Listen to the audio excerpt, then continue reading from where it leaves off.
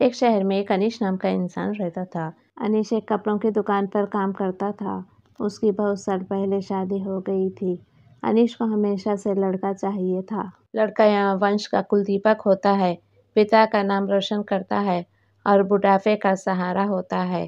पर लड़की शादी करके चली जाती है, ऐसी सोच रखने वाला वहाँ पड़ोसियों को भी यह बात बताता था। शादी के कुछ साल बाद उससे 2 लड़के हुए। बड़े बेटे का नाम अजय और छोटे बेटे का नाम विजय रखा। बाद में कुछ सालों के बाद उसकी पत्नी का निधन हो गया। उसके बाद उसने उन दोनों बेटों का ख्याल रखा। समय बीता और उसके दोनों बेटे बड़े हो गए और अब दोनों नौकरी कर रहे थे। दोनों की शादी भी हो गई। शादी होने के बाद वहाँ सब एक साथ ही रहते थे। कुछ साल एक साथ खुशी में गए, लेकिन बाद में दोनों भाई एक दूसरे के साथ झगड़ा करने लगे। दोनों बहुओं में छोटी छोटी बातों पर मतभेद होने लगी। यह सब देखकर अनीश को बहुत बुरा लगता था। अब दोनों ने अलग रहने का निर्णय लिया और वहाँ अलग हो गए। फिर पिताजी का ख्याल कौन रखेगा, ऐसा सवाल निर्माण हुआ। दोनों बेटे एक एक महीना संभालेंगे, ऐसा तय किया। अनीश एक बेटे के साथ 1 महीने के लिए रहने लगा, फिर दूसरे बेटे के पास 1 महीना, ऐसा उसका बंटवारा हुआ। पर जैसे जैसे वक्त बीतता गया वैसे वैसे बहुओं और बेटों में अनीश को लेकर झगड़ा होने लगा। दोनों बेटों के घर में झगड़ा का कारण अनीश रहने लगा। यह बात अनीश को अच्छे से समझ आ गई थी। अब अनीश को पुराने यादें याद आने लगी थी। उसने जिंदगी में कितनी बड़ी गलती की थी, यहाँ उसे अब समझ में आ रही थी। पर अब इसका क्या फायदा।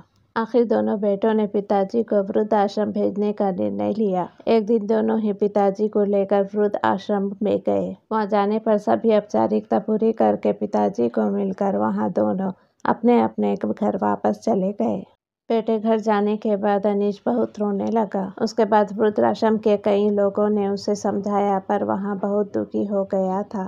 अनीश को वृद्धाश्रम में आकर 8-10 दिन हो गए थे। वह किसी से भी बातचीत नहीं करता था और एक पेड़ के नीचे बैठकर विचार में मग्न रहता था। वहाँ के लोग उसे पूछते थे, पर उसने किसी को भी कुछ नहीं बताया। कुछ दिनों में वहाँ एक व्यक्ति से थोड़ा बहुत बोलने लगा। बाद में दोनों की अच्छी दोस्ती हो गई। एक दिन वहाँ दोनों बैठे थे, तब वहाँ व्यक्ति अनीश को अपनी कहानी बताने लगा। वह बोला कि मुझे एक ही बेटा है, वह मेरे साथ छोटी छोटी बातों पर झगड़ा करता था। इस बात को लेकर मैं ऊब गया था। उस वजह से मैंने वृद्ध आश्रम में रहने का निर्णय लिया।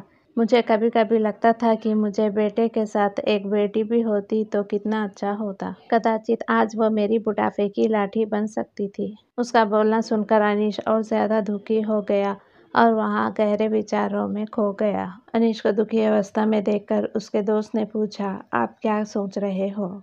देखो, आपके सामने दिखने वाले 2 व्यक्तियों में से एक हमारे वृद्ध आश्रम के मालिक है, उनका नाम दयाराम सेठ है, और दूसरी उनकी बेटी है, उसका नाम पूजा है। वृद्ध आश्रम का सारा काम उनकी बेटी संभालती है। दयाराम सेठ को एक मात्र बेटी है। बेटी माँ और पिताजी से बहुत प्यार करती है, उतना ही प्यार वहाँ वृद्ध आश्रम के हर एक व्यक्ति से प्यार करती है। अनीश सिर्फ उनकी तरफ देखते ही रह गया और उसका मन और भी ज्यादा दुखी होने लगा। रात होने लगी थी।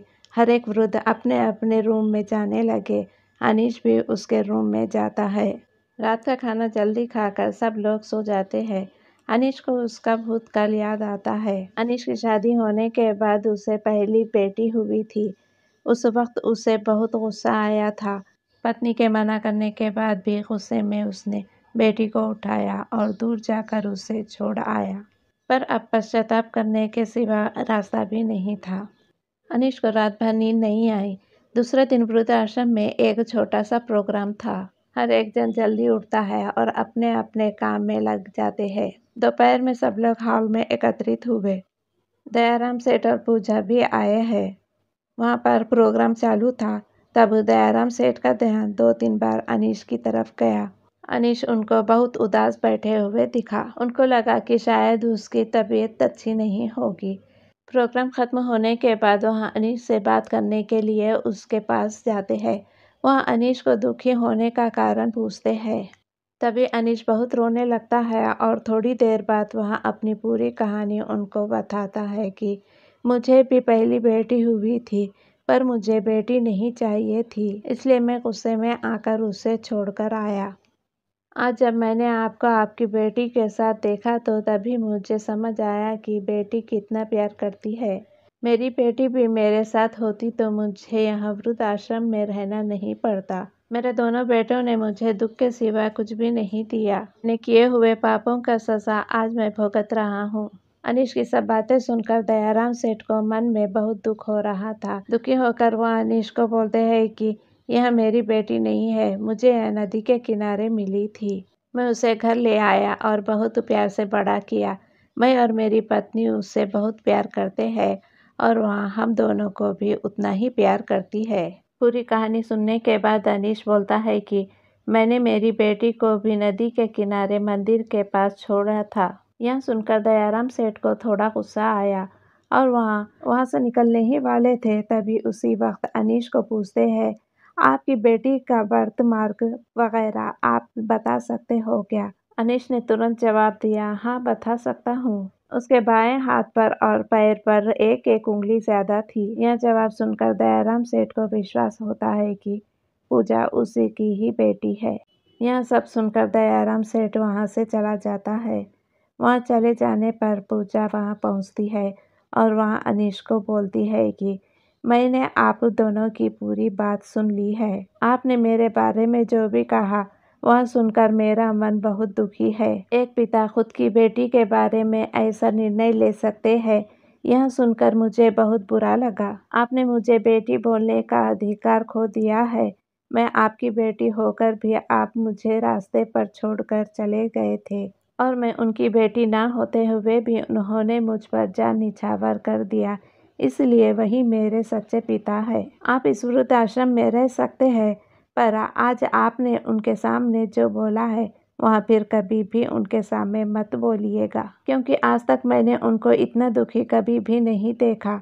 इतना बोलकर पूजा वहाँ से चली गई। अनीश सिर्फ आंखों में आंसू लाकर उसकी तरफ देखता रह गया और अपने नसीब को दोष देता रहा। दूसरे दिन सुबह किसी को भी ना बताते हुए अनीश वृद्ध आश्रम छोड़कर चला गया। दोस्तों, आपको ये कहानी कैसी लगी नीचे कमेंट करके ज़रूर बताइएगा। आपको ये कहानी पसंद आए तो वीडियो को लाइक करें और शेयर करें अपने दोस्तों के साथ। और ऐसी ही कहानियाँ सुनने के लिए हमारे चैनल को सब्सक्राइब कर लें और नोटिफिकेशन ऑन कर दें। जब भी मैं वीडियो अपलोड करूँ उसका नोटिफिकेशन सबसे पहले आपको आए।